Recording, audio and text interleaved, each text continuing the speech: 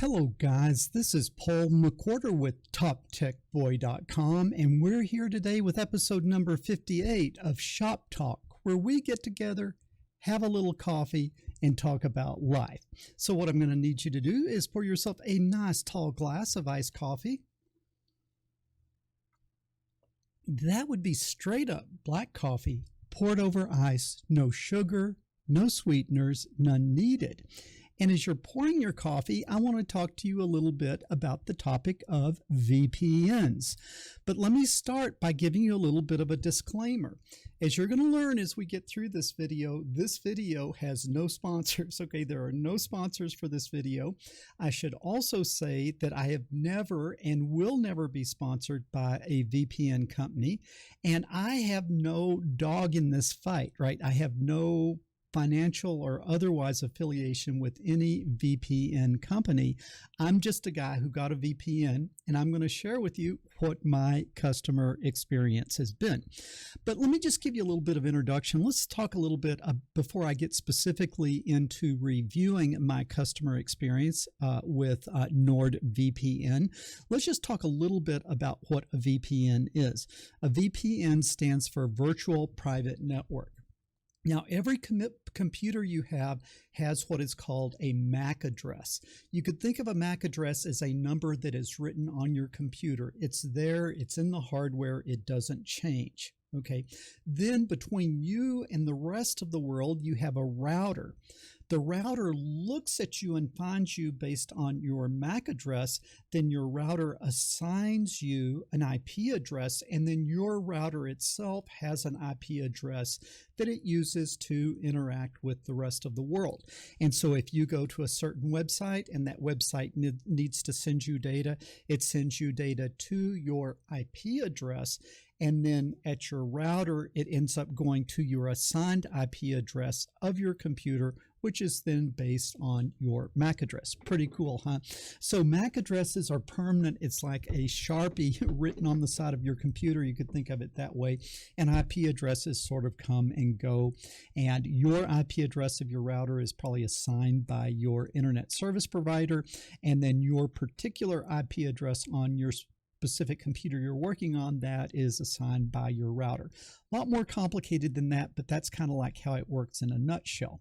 And so let's say I went out and I sat and I typed a search term on some very nefarious topic, and then all of a sudden my IP address is tied to that nefarious search term, and therefore you can see that someone who was doing some sort of illegal activity would like to be cloaked. Okay, they would like to be cloaked because your IP address can be traced to you through your internet service provider. And so if I use my computer to defraud someone, the defrauded person could go to and get a subpoena to my internet service provider. That internet service provider would then need to give a physical name associated with that IP address that did that nefarious activity, and then that nefarious activity could be traced back to me. So kind of at a first level, if someone is doing illegal activity, they want a VPN because they think that it gives them some sort of cloak from the nefarious stuff that they're doing. Well, first of all, my first advice is don't do illegal things, right? Don't do illegal things would be my first advice. And then secondly, if you do decide to do something criminal, you're probably deceiving yourself if you think that thin veneer of protection of a VPN is really going to cloak you from people who might really want to get to the bottom of it. So let's talk about things that might be, national security issues that you could be typing certain terms. And then the way a VPN works is your internet traffic doesn't go to the website you asked for. It goes to the VPN. The VPN gives you a new IP address, and then that request for that information goes out under that new VPN, under that new IP address. Then it comes back, okay, to your little like local VPN IP address, and then it switches and goes to you. And then the claim is, whether this is true or not, I don't know, but the claim is the VPN companies maintain no logs. And so that record that you visited that site disappears forever. But really, I mean, if you think that there aren't a lot of people that are sucking data on the way here and on the way there, and if you think everything isn't stored and at least and everything is not unencrypted and everything isn't at least the metadata analyzed, and if metadata looks good, then digging deeper, you're probably confused. Okay, so first of all, don't do illegal activities, and if you do illegal activities and think you're going to be protected by a VPN, I would probably be surprised. But then, who am I to say? I'm just a guy on the internet. So you can put your trust and faith in a VPN if you want to. But I would first of all not do illegal activities. If I was doing illegal activities, I would not trust a VPN. Okay, the second reason that then there might be honest people that would use a VPN, and those people might be something like, imagine I'm really interested in sex trafficking because it's like a horrible thing, or child trafficking. It's a horrible thing. So what I want to do is, I want to learn more about it so I can help fight it, so I can be a champion against it. But then I'm typing certain search terms, and then those search terms are associated with my IP address, and I'm thinking, whoa, I don't want to end up on some list because my name's out there looking at this. And there would be a lot of nefarious activity that you might be looking up for 100% legitimate reasons, and you could imagine people like that could be 100% honest and above board, but you could see that they might want a little bit of additional privacy. Okay, the reason I got a VPN was not for reason number one, absolutely, was not for reason number two, absolutely, but it was for reason number three. And that is, if you travel, particularly like if you travel outside the United States, a lot of times if you try to access your accounts from a radically new location, you can get, it'll throw up additional security layers before you can get to your account. So let me give you an example. Let's say, like, we're all coffee aficionados, right? So let's say that we go to Nicaragua because we're looking for some premium Arabica beans. I go to Nicaragua, I find 100 kg of just the best shade grown Arabica beans. I got a sweet deal. I'm ready to buy them, and I want to check my credit card, make sure that we're all okay with the credit card. I try to log on to my bank, and all of a sudden the bank security software says, whoa, we got a bogey here. Some guy from Nicaragua is trying to get on, Paul McWhorter's account. And so it throws up a security page where it starts asking what your parakeet's favorite food was in second grade or something like that. And then you try to answer that, and then you don't remember the parakeet's name right, or you can't remember if you capitalize Blue Boy, if you capitalize the two B's or the first B or neither B. And it's just very, very easy to legitimately get locked out of your account based on not remembering something correctly. Or I don't know if you've ever had this with Amazon, but those CAPTCHAs that Amazon have, they are bleeping impossible to see. It's like, it's like this bowl of spaghetti, and it says what word is underneath this, and they're absolutely impossible. But what very easily can happen is first of all, you're trying to log in from a foreign country, let's say to a bank account, and then the second thing that can happen is that you try to answer the secret questions and you miss them, and then boom, you can actually get locked out of your account. And then it's like you're in Nicaragua, and not only are you not going to be able to buy those beans, you're not going to be able to pay your credit card. You're not going to be able to use your credit card to pay your hotel bill. So you're like, up that famous creek in Nicaragua without a paddle. Okay, so that's pretty bad. And when I moved to Africa, I actually had that happen to me. I got locked out of my bank account because, number one, I was logging in from a very strange corner of the world. Then number two, I failed one of the CAPTCHAs or one of the security questions. And then number three, when I tried to call in, it wasn't my good old West Texas tried and true phone number. It was coming from a very strange third world country. Okay. And so by the time I got the representative on the phone, he's already like thinking that I'm the Nigerian prince who is trying to scam money from the bank or something like that. So anyway, what I started doing then was what I started doing, he started then giving me a more advanced security questionnaire, and those questions were not based on things that I'd answered as security questions like mother's maiden name or something like that. They were based on things that he could see in my credit report. Okay, so then he starts asking things like, who held your home mortgage in 1983? And home mortgages are not held by things like First National Bank or Citibank or something like that. It's like Guaranteed Trust, Rocky Mountain, this or that. So it's like these strange names for the mortgage companies. And my mortgage had changed hands a few times. I didn't remember it. Okay. Then the second question was, it was like asking me about a Toyota that I owned in 2006. Well, first of all, I owned two Toyotas. Okay. And it was like one was white and one was silver. And so then it asked me, what color was your Toyota in 2006 or whatever? And then I'm thinking, was it this one or this one? And then if it was this one, was it silver or was it gray? What are they going to want? I'm going to say silver, and they type in silver and it says no. They're going to think it's gray. And so anyway, basically I got locked out of my bank account, and then they say, okay, the only thing you can do is you can come into a local branch. Well, I'm in the jungle. I'm in the jungle in the middle of nowhere. There ain't no bank branch within 17,000 miles of me. And I'm locked out of my bank account. Okay, I'm locked out of my bank account.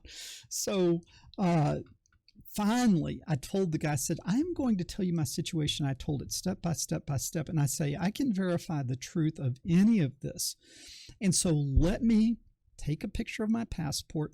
Let me take a picture of my visa stamps that show where I am, and I can show you anything to prove that I am who I say I am, and I am sitting in the jungle in Africa. Okay, so finally, after 3 or 4 days, I was able to gain access to my bank account again, but I thought, I don't want to go through that again. So what I wanted was a VPN, because with a VPN, I could connect through the United States into the bank. It looks like a guy's connected from the United States, and hopefully I wouldn't have that problem again. So I signed up. I looked and I checked out some different stuff, and it seemed like people like Nord VPN pretty well. So I thought, okay, I'll try that. I think I tried a few free ones to begin with. Excuse me. I tried a few free ones to begin with. But what happened to me with the free ones was that they tended to do three things. First of all, they were slow. Well, that kind of makes sense. If you're running servers to pass internet traffic and you're offering it for free, you're going to be cramming as much, connection through as few of servers as possible. So it makes sense that it'd be slow. And then the second thing, it started being a nuisance. It kept, interrupting me, wanting me to get the paid service. So that was a nuisance. And then the third thing that I found was that in a lot of them, it was like free for 7 days, and you just get it working and everything's okay. And then 7 days later, you find out that it was not a live version that you were using, but it was a demo version that lasted 7 days. So I thought, enough of this. This is too important. I want to get locked out of my accounts. I want to get locked out of my bank. And so I'll get a real VPN. So I signed up for the Nord VPN because it seemed like, people said it was fast. People said it was okay. So I went ahead and I signed up for it. So then that was a year ago. So then what? So everything was okay for a year. I would say that it seemed to work okay. It seemed to not be a nuisance. It didn't make itself a nuisance. And it kind of would let me get on my bank account without me getting locked out again. I will say that it was faster than the free ones, but no VPN is going to be as fast as without a VPN, because you can't just load up another layer onto your traffic, another sort of layer, another roadblock without it slowing up a little bit. But you really didn't notice any speed problem if you're just browsing the web or if you were just doing email or something like that. But what I notice is, like, when we're doing live streams, and I don't have the fastest connection on earth to begin with, I couldn't afford that extra layer. So basically what I would do is I would just sort of use the VPN when I needed to do, banking or something where I needed to log on to an account. But otherwise, I just wouldn't use it. But things went along happily for about a year. And then a few days ago, I got a notice from Nord VPN that my service was about to expire and that my VPN service would be, turned off, or I would lose access to it if I didn't renew my service. Okay, and it wasn't some fake phishing email. It was on the app. It came from Nord. It was on the Nord app, and I realized, it was about a year ago I signed up for it. So do I really need it? Yeah, I don't want to get locked out of my account. So, okay, sure enough, I went to, I click on the link, I go to the Nord site, and then the Nord is offering me, let's see, I think I actually have a screenshot here when I did it. I do a lot of screenshots. I don't know why, but I did a screenshot, and this is what they were offering me. It was a 1-year plan, $4.99 a month, representing a discount of 39% off of, it was $99 minus $39, $60, and then with tax $64.67, which was what I'd paid originally. And so I thought, for $5 a month, it's worth not having the hassle. Okay, so I go on, I type in my credit card information, answer all the questions, and boom, I renew my subscription. I give them my credit card number, and then all of a sudden, it just comes up with this page that says, thank you. I don't get anything. It's like, I don't get like a order number. I don't get a product number, or I don't get anything. I just get sort of this cryptic thank you. And then I check my email, and in my email, I'm not getting any confirmation or anything like that. And so it's like, well, did it renew or did it not renew? And then I go back to my phone, and the phone keeps warning me, your service is going to expire, your service is going to expire, it's going to expire, going to expire, going to expire. I thought, well, I'm not going to go put my credit card number in again because I already did that once. And so I'm just going to sit tight and I'm going to see what happens. Then I go in and I look at my credit card, nothing's there, nothing's there, nothing's there. And then it's like today I go in, and this was late yesterday, I go in, and what I see late yesterday, if I can do this right, I hope this is the one. I go in yesterday, and what I see is I see this bill on my credit card, not for $65, but I see this bill for $108 through Apple. And then if I click the pending in, Apple, charged by Apple for NordVPN, and it's like, what? This thing was offering me $64, and my credit card got charged $108. Okay, I thought, well, no problem. Nord is a legitimate company, and therefore, what I'll do is I'll just contact customer support and say, hey, what's going on here? Charge me $108 when it was supposed to be 65 or whatever. So then immediately when I say, oh, I got charged this much, immediately I get this thing this long that says, oh, well, when you signed up the first time, you signed up in our terms and service, you signed up for an ongoing subscription, and therefore in the ongoing subscription, you were enjoying a first-year discount of this, but then the next year it's going to be $108, and you agreed to all this into this terms and service. Okay, now, how many things do you do on the internet, and how many times do you read the 100-page document on the terms and service?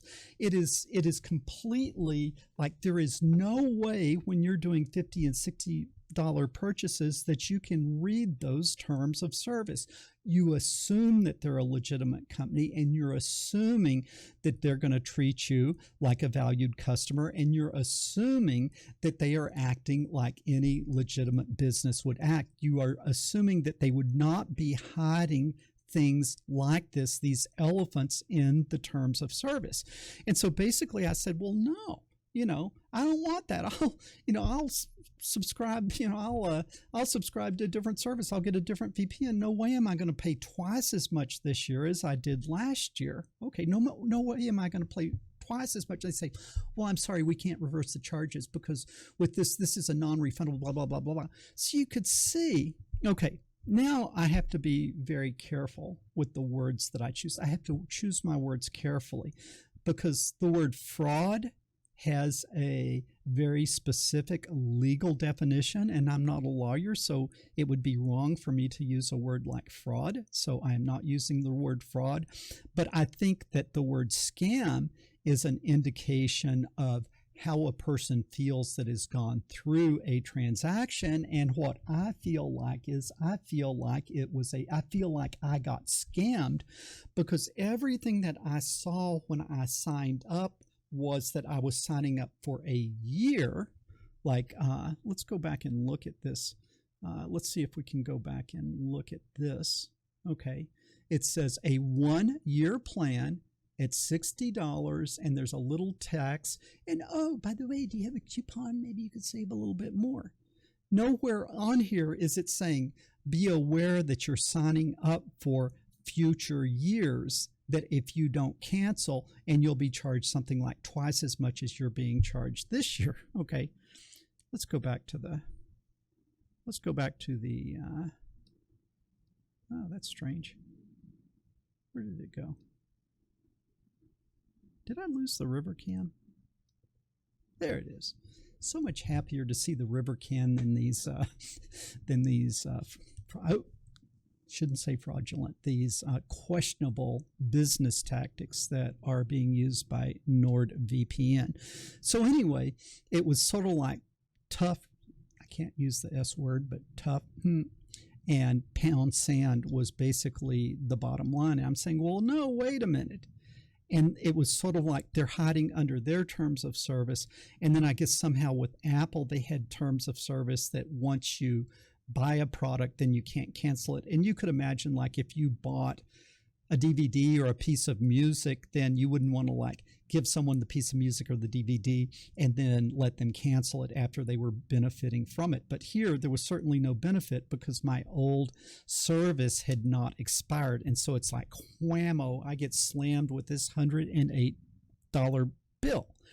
And then the guy says, he kind of like chuckles and says, haha, well, maybe you should go check your credit card bill again. And I thought maybe, okay, they had corrected it. But then when I went back and charged it again, when I went back and checked it again, while I am on the line with them on customer support, they slammed me, I guess to punish me for complaining, they slammed me for another $59.88 on my credit card, in addition to the $108 through the Apple Pay system. Okay, now this is where like, you know, I'm not using the word scam and I'm not using the F word, but where it really starts rolling around in your head is that, okay, now on a credit card charge, credit cards will always, man, boom, they like side with the customer, they side with the card holder. And if you're the vendor, it's sort of like you're guilty till proven innocent, and you've got to prove, you know, the charge. It's very easy as a consumer to deal with the credit card company. Okay. But what situation am I in? I actually made this purchase. Okay. I made this purchase through this original thing because I was willing to pay $60 for it. But you see, what they do is the first time you go through Apple Pay, and without knowing it, they set you up in a subscription that you have to opt out of, even though you don't know you're in. And then once the charge goes through, then you can't back out of it. And then they come in and slam you for the thing that you signed up for, which was the $60. And they say, oh, well, don't worry, we'll just top it off on your account. Like, you'll get more time. And it's just like, you could see, because like when I would type in things, they would immediately send me the form response, which means to me, it seems like this is their standard modus operandus, is to get people without them knowing it into a subscription. That person being deceived into then signing up for a good deal to renew, and then get the sort of triple whammy, getting charged twice too much for the auto renew, and then getting charged again for the one that you did renew before you knew that there was a problem. Okay, now this is the challenge that I face. If I call my credit card company, I've got to tell them, yes, I clicked the buy button, but I was tricked into it. They tricked me into it. They didn't tell me that they were already charging through Apple for that exact same service. They sent me a notification that I needed to renew my service. So you see, now I'm on very, very shaky ground with the credit card company.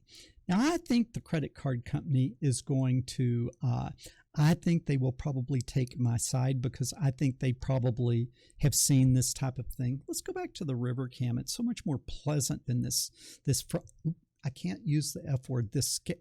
What appears to me let's say what appears to me to be a deceptive business practice. So what, I'm into this thing for like $170 now. And I have spent over 8 hours today trying to get this resolved. And my time is worth more than $20 an hour. But man, I'm going to fight this thing, and I'm going to let you know about it, because what is the whole thing about a VPN? It's based, the most important thing about a VPN is what? Trust. Trusting the people at the VPN company. Well, if you look at how these guys are doing business, and you're going to give them all your data, you're going to give them all your search terms, you're going to give them all your information, and they're behaving like this? And I'm not using a VPN for privacy, but if that's what you're thinking about, I don't want to do business with people who are using what appears to me to be very, very deceptive business practice. Okay, I normally don't do product reviews. I only do product reviews if I've run into something like really, really great or really, really bad. And this is it's been a long time since I've dealt with something as Mickey Mouse and as deceptive and as low class and low quality as this is. And it's just I just feel like asking them, do you really love money that much? Do you really just love money that much that you got to sit at night thinking about ways to sign people up for stuff that they don't like? And just think of all the little old ladies out there who don't know better and don't know how to fight something like that. And, probably what they think is, well, half the people won't know how to fight it and half the people will just give up. And then the people that fight it to the bitter end, okay, they get their money back. But then we get this big basket of ill-gotten gains from people who finally give up or are unwilling to fight it. And it's like, man, Nord, do you guys really love money that much? It's just I don't love money that much. I want to bless the people around me, right? I want to be a blessing to the people around me. I live in a community that's a slum, and the local magistrate came to me this last week, and he started describing to me a problem in the community and was asking if there was some way that I could support it. Basically, the people with an income make maybe 5-10 cents an hour, and a lot of sickness, a lot of death, and there's no funeral services. So when someone dies, they got to bury them quickly because they can't do the embalming and things like that. And so then there's also very large families, and those families also have very large clans. So you're sitting there making 5 cents an hour, and then you have a relative drop over dead, and you got to get them buried in 24 to 48 hours, and then you have 100 people show up for the funeral. There's nothing to feed them, and there's no place for them to sit. And I'm a Christian, and the local magistrate is a Muslim, and he came to me in a very respectful way. There was no bribing involved, there was no threat involved, there was no implied threat involved. He was just saying, look, let me show you a challenge that we have in this community, and is there a way that you would be willing to be part of the solution? He starts telling me this problem of people dying and the problem, the burden of losing a loved one and then having to deal with a family and no infrastructure support. How are you going to feed all these people? And so I talked to this guy, and what we agreed is, hey, you know, what I could do is if I would buy a huge number of those cheap Walmart lawn chairs or those plastic chairs, and he could keep them sort of in his magistrate storage, you know, like as a magistrate, he could keep them. And if someone in the community had someone die suddenly, they could come and they could check out the chairs, use them for the funeral, and then bring them back. I make one investment, and like I save all these people all of this suffering. Okay. And then it's like, yeah, man, I'm happy to do this. I'm a Christian. This is a Muslim community. God bless you. You know, thank you. And like I say, no intimidation, no threats, just a guy coming to me with a problem, and a problem that I could help solve. And I feel good. Okay. And I have more than I need, and I'm happy to help other people. And I don't love money. But you guys at NordVPN, shame on you. Shame on you for the way that you're doing business. Okay. So guys, I hope you will like this. I hope you will share it. I hope you will let people know about how these guys are doing business. Okay.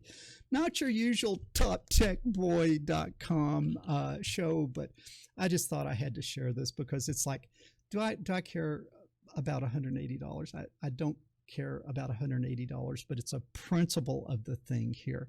And it just makes me mad when I see how finely tuned they have their little scheme going here. So I thought I would share it with the rest of the world. If you like the video, give it a thumbs up.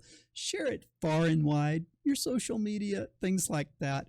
And if you've had a different experience with NordVPN, leave your comments down below, man. If I'm just some old fuddy-duddy and everyone loves it, now's your chance. Say that you love the business practices that they're using. But anyway, we'll get back to Arduino land and NVIDIA land and Raspberry Pi land and all that sort of stuff in future lessons. But I just could not resist making this little video as I kind of break things up a little bit. So Paul McWhorter from toptechboy.com. I will talk to you guys later.